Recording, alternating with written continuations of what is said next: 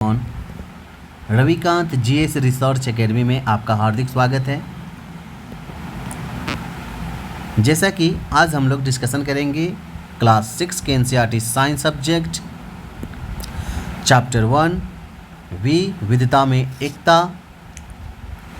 Okay, तो चलिए आज हम लोग शुरू करते हैं। तो सबसे पहले हम इसके बारे में इंट्रोडक्शन देना चाहते हैं कि जैसा कि हमारे चारों ओर अनेक प्रकार की जो वस्तुएं, जीव जंतु, पौधे और पदार्थ पाए जाते हैं, इन सभी में अलग अलग विशेषताएं होने के बावजूद कुछ असमानताएं भी होती हैं। यही विविधता में एकता है। हमारे आसपास के पदार्थ, हमारे आसपास की हर वस्तु किसी न किसी पदार्थ से बनी होती है और ये हम सभी जानते हैं। पदार्थ को मुख्य रूप से दो भागों में बांटा गया है।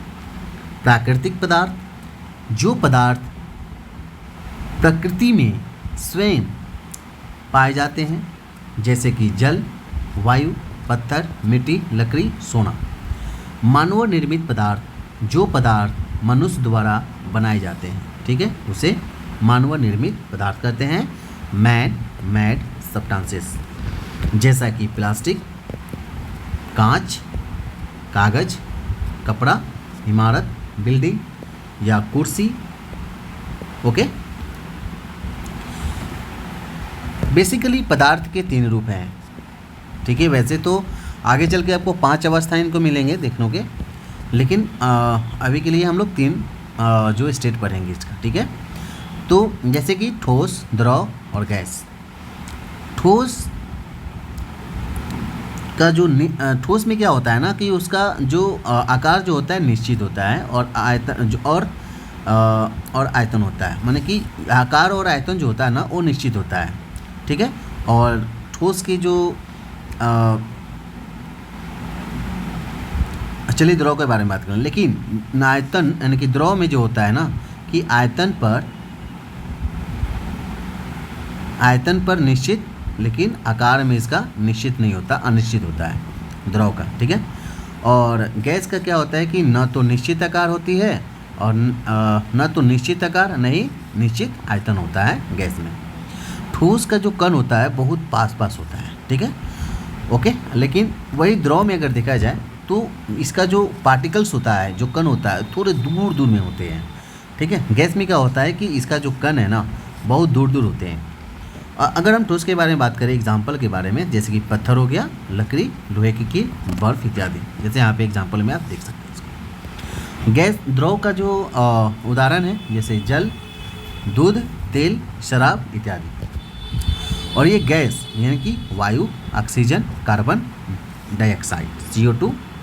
ओके, अब आते हैं कि पदार्थ के गुण क्या है। तो प्रॉपर्टीज ऑफ मैटर, यानी कि यहाँ पे जो पदार्थ के जो गुण हैं, जैसे रंग, उसका जो पदार्थ का रंग, आकार, कठोरता, गंध, ये अकारणता, ठीक है, और ये घुलनशीलता भी होती है।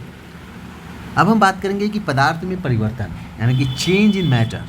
तो पदार्थ में परिवर्तन बेसिकली 2 प्रकार से होते हैं, याद रखना बच्चों। कौन कौन सा? एक होता है भौतिक परिवर्तन, जिसे फिजिकल चेंज कहते हैं, और दूसरा होता है रासायनिक परिवर्तन, जिसे केमिकल चेंज कहते हैं। बच्चों, भौतिक परिवर्तन में क्या होता है ना, इसमें केवल आकार या रूप को बदलता है, ठीक है, नया पदार्थ नहीं बनेगा, ठीक है। कभी भी फिजिकल यानी कि कभी भी नया पदार्थ नहीं बना सकते हैं इसको। एक बार बर्फ़ को अगर हम पिघाल दिए, जैसे बर्फ़ का पिघलना, पानी का वाष्प में बनना, ठीक है, ये कागज़ का फटना, तो कागज़ को जब आप फाड़िएगा तो क्या उसको जोड़ सकते हैं? क्या नहीं ना जोड़ सकते हैं, ठीक है। और ये परिवर्तन वापस होता है, ठीक है। प्रायः यह परिवर्तन जो है वापस होता है, ठीक है। इसका मतलब कि आकार या रूप बदलता है, लेकिन नया पदार्थ नहीं बना सकते इसको, मतलब जो जैसा था वैसे नहीं बना सकते, ठीक है। वही रासायनिक परिवर्तन के बारे में अगर बात करें तो इसमें नया पदार्थ बन सकता है। यह परिवर्तन प्रायः वापस नहीं होता, ठीक है, यह परिवर्तन प्रायः वापस नहीं होता है। और जैसे कि लकड़ी का जलना, ठीक है, जैसे कि अब अगर आप लकड़ी को जला दिए तो लकड़ी को जब जलाओगे तो राख बनेगा ना, राख बनेगा। तो क्या क्या राख को हम फिर हम एक्सचेंज कर सकते हैं क्या इसको? हाँ, लकड़ी बना सकते हैं क्या? नहीं ना। ठीक है। दूध का खट्टा होना, ठीक है, तो दूध का खट्टा होना, ठीक है, और लोहा का जंग लगना, ठीक है, तो ये सारी रासायनिक परिवर्तन में आते हैं।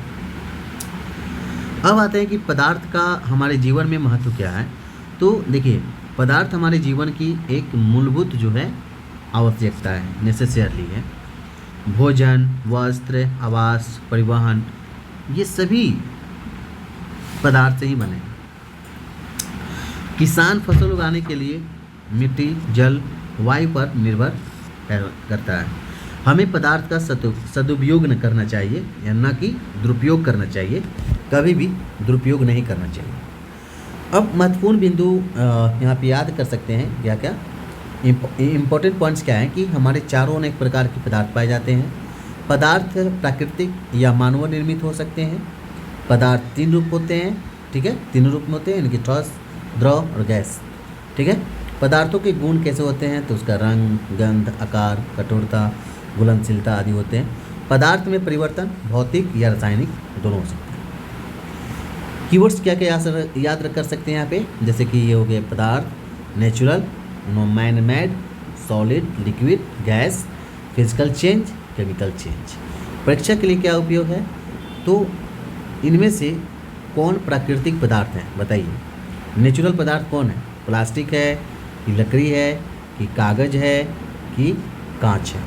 तो ये हमारा लकड़ी है, ठीक है, ये लकड़ी हमारा नेचुरल चीज़ है, ठीक है।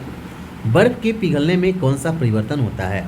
तो बर्फ़ जब पिघलेगा तो हालांकि हमको शायद फिजिकल होगा, ठीक है, तो ये हमारा आंसर हो जाएगा फिजिकल। तो बच्चों, प्रकृति में इनका कंक्लूजन के बारे में अगर बात करें, प्रकृति में अनेक प्रकार की विविधता के बावजूद कुछ समानताएं भी हैं, यही एकता है। और हमको ये समझकर उनका सही उपयोग करना चाहिए और पर्यावरण की हमें रक्षा भी करना चाहिए। तो आज का क्लास हम यहीं पे स्टॉप करते हैं। आई होप कि आपको समझ में आया होगा और आप यहाँ से नोट्स को आप छाप सकते हैं अपने कॉपी में, अगर अच्छा लगे तो। नेक्स्ट पार्ट में हम लोग इसी के रिगार्डिंग चर्चा करेंगे। तब तक के लिए धन्यवाद। Thanks for watching video.